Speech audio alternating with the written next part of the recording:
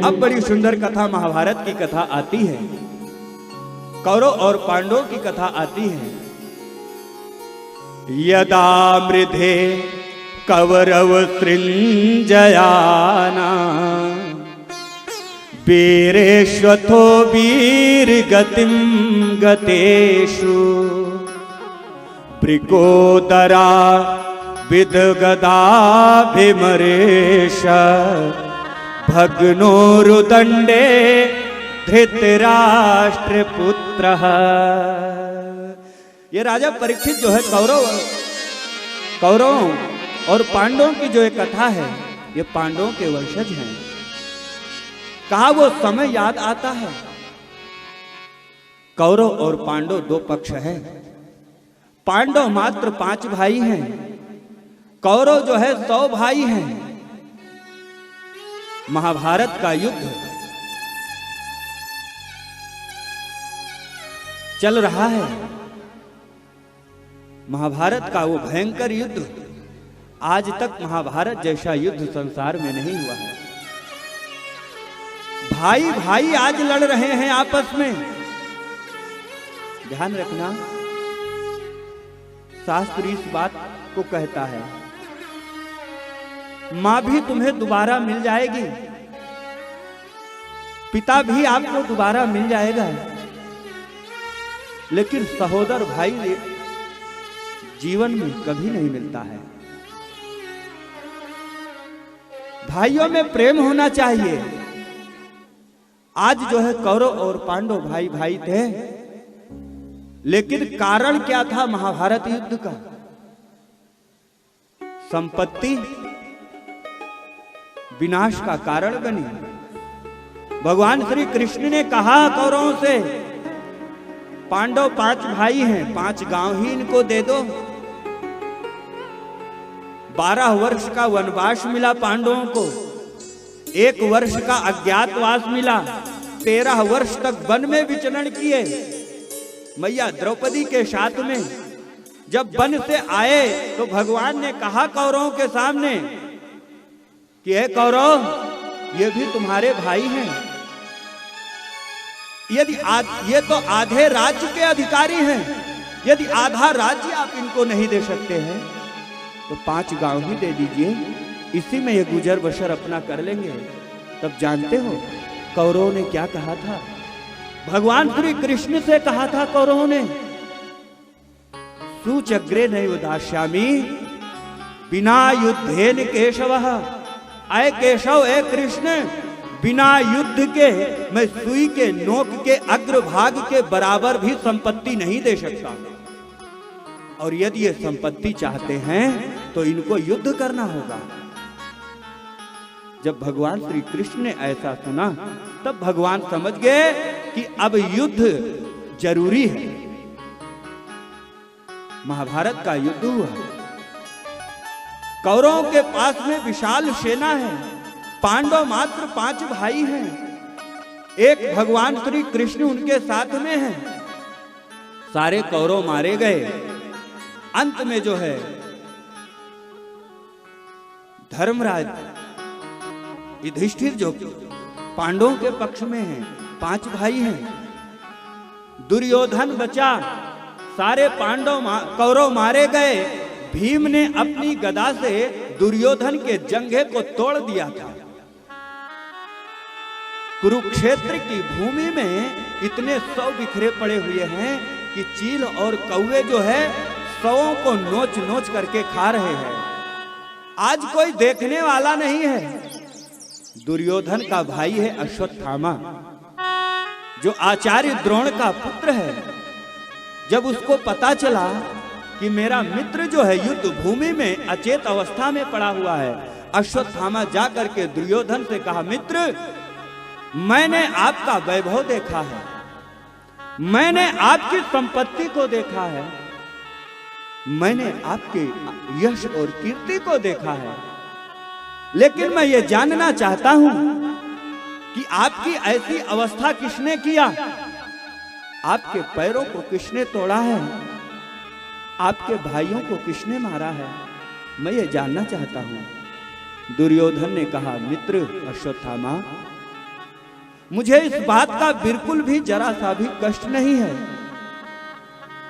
कि आज मेरे भाई मारे गए हैं। 100 भाइयों में मैं अकेला बचा हूं, 99 भाई मेरे चले गए संसार से। मुझे इसकी चिंता जरा भी नहीं है।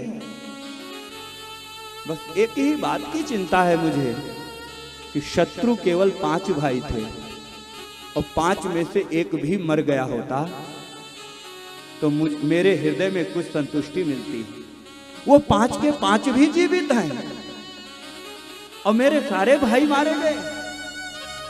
आज मैं इस अवस्था में पड़ा हुआ हूं। अश्वत्थामा ने कहा, मित्र दुर्योधन आप चिंता मत करें, आप 5 एक की बात करते हैं, मैं 5 का सिर ला करके आपको दूंगा। मैं आपका मित्र अश्वत्थामा हूं। अश्वत्थामा चल दिया वहां से। रात्रि का समय था। आज जो है कुरुक्षेत्र की भूमि में विजय प्राप्त करके पांडव आए थे। भगवान जान गए कि अश्वत्थामा आ रहा है पांडवों को मारने के लिए। भगवान ने 5 पांडवों से कहा, हम लोग युद्ध जीत करके आए हैं, चलो कहीं अन्य जगह चल के विजय श्री मनाते हैं, उत्सव मनाते हैं। रात्रि का समय था। भगवान पांडवों को लेकर के दूर चले गए। मैया द्रौपदी ने देखा कि पांडव कहीं चले गए हैं। पांडव के जो 5 पुत्र थे उनको ला करके शैया पे शयन करा दिया। मैया द्रौपदी ने अश्वत्थामा, रात का समय था जब आया, ध्यान से नहीं देखा। छोटे छोटे नन्हे नन्हे बच्चों को जो है अश्वत्थामा ने मार दिया और उन 5 पांडवों के जो पुत्र हैं 5 का सिर काट करके बोरे में भरा और ले करके चल दिया। ले जाकर के दुर्योधन के सामने रख दिया। कहा, मित्र आप एक की बात कर रहे थे ना, देखो मैं 5 का सिर लेकर के आया हूं। दुर्योधन ने जब देखा, बोरे को खोला, एक एक का जब सिर देखा तो दुर्योधन के आंखों से जैसे गंगा और यमुना उमड़ पड़ी हो। दुर्योधन रोने लगा। कहा, मित्र अश्वत्थामा तूने ये क्या किया? मेरे कुल में अब कोई जल देने वाला भी नहीं बचा। यही हमारे कुल के वंशज थे, मेरे पूर्वजों का उद्धार करने वाले थे। यही हमको जल देते, मुझे पानी देते। पितृपक्ष में लोग अपने पितरों को जल देते हैं, ब्राह्मण भोजन कराते हैं। अब तो तूने मुझे कहीं का नहीं छोड़ा। मेरा बैर इन नन्हे नन्हे बच्चों से नहीं था, मेरा बैर तो पांडवों से था। जैसे इतना अश्वत्थामा ने सुना, अश्वत्थामा अब घबरा गया कि इसका मतलब पांडव अभी जीवित हैं। अब ये पांडव मुझे नहीं छोड़ेंगे।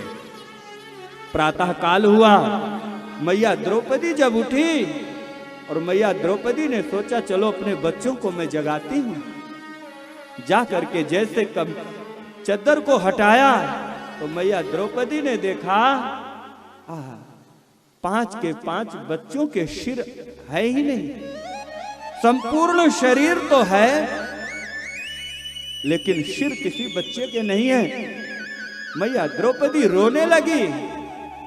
कौन सा पापी ऐसे ही संसार में था, क्योंकि शास्त्र कहता है कि कब सोते हुए शत्रु को भी नहीं मारना चाहिए, कभी भी नन्हे बच्चों को अवध नहीं करना चाहिए, स्त्री को कभी नहीं मारना चाहिए, गौ माता को कभी भी पैर से स्पर्श नहीं करना चाहिए। उन्मत्त व्यक्ति जो अपने होश में ना हो उसे भी नहीं मारना चाहिए। और ये तो नन्हे नन्हे बच्चों को, वो भी सोते हुए बच्चों का। ऐसा कौन इस संसार में पापी व्यक्ति है जो हमारे बच्चों को मार करके और सिर लेकर के गया है। मैया द्रौपदी रो रही हैं। क्या कह रही हैं? माता शिशूना रुदनम सुताना निशम्य घोरम परितप्यमाना तदारुददेवाष्ट कला कलाक्षी ताम सांत्वयन्ना न किरीटमाली।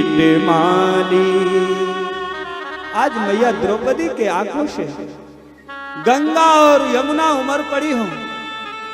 पांचों पांडव मैया द्रौपदी के सामने खड़े हैं। अर्जुन ने द्रौपदी से कहा, देवी आप चिंता मत करें, जिस दुष्ट ने ये दुस्साहस किया है। अर्जुन ने अपनी गांडीव धनुष को उठा करके प्रतिज्ञा किया द्रौपदी के सामने, कहा देवी जिसने भी मेरे पुत्रों को मारा है मैं उसको छोड़ूंगा नहीं। मैं गांडीव धनुष उठा करके प्रतिज्ञा करता हूं। भीमसेन ने भी अपनी गदा को उठाया, कहा देवी मेरी गदा से आपका शत्रु बच नहीं सकता। आज जो है अश्वत्थामा की खोज में अर्जुन चल देते हैं। भगवान श्री कृष्ण रथ हाँक रहे हैं। अश्वत्थामा आगे आगे रथ से भाग रहा है, दौड़ रहा है। भगवान श्री कृष्ण का रथ पीछे पीछे चल रहा है। अश्वत्थामा जब देखा कि अब तो रथ भगवान का नजदीक आ गया है, अब मैं नहीं बचूंगा, अर्जुन मुझे मार देगा। अश्वत्थामा ने क्या किया? अश्वत्थामा ने ब्रह्मास्त्र का संधान किया। अर्जुन घबरा गए। ब्रह्मास्त्र को देख करके भगवान ने कहा अर्जुन से, अर्जुन अरे तुम आचार्य द्रोण के शिष्य हो। अगर ये अश्वत्थामा आचार्य द्रोण का पुत्र है तो तुम आचार्य द्रोण के शिष्य हो। आचार्य द्रोण ने आपको वो शिक्षा दिया है जो अपने पुत्र को भी नहीं दिया। कौन सी शिक्षा? अश्वत्थामा को ब्रह्मास्त्र चलाना तो आता है, लेकिन ब्रह्मास्त्र को वापस करना अश्वत्थामा को आता नहीं है। लेकिन अर्जुन को ब्रह्मास्त्र चलाना भी आता है और ब्रह्मास्त्र वापस करना भी आता है। भगवान श्री कृष्ण ने कहा अगर अश्वत्थामा ब्रह्मास्त्र का संधान किया है, तुम भी ब्रह्मास्त्र का संधान करो, ब्रह्मास्त्र चलाओ। अर्जुन ने ब्रह्मास्त्र चलाया। दोनों ब्रह्मास्त्र कहा आपस में जब टकराए, धरती कांपने लगी, संपूर्ण ब्रह्मांड हिलने लगा।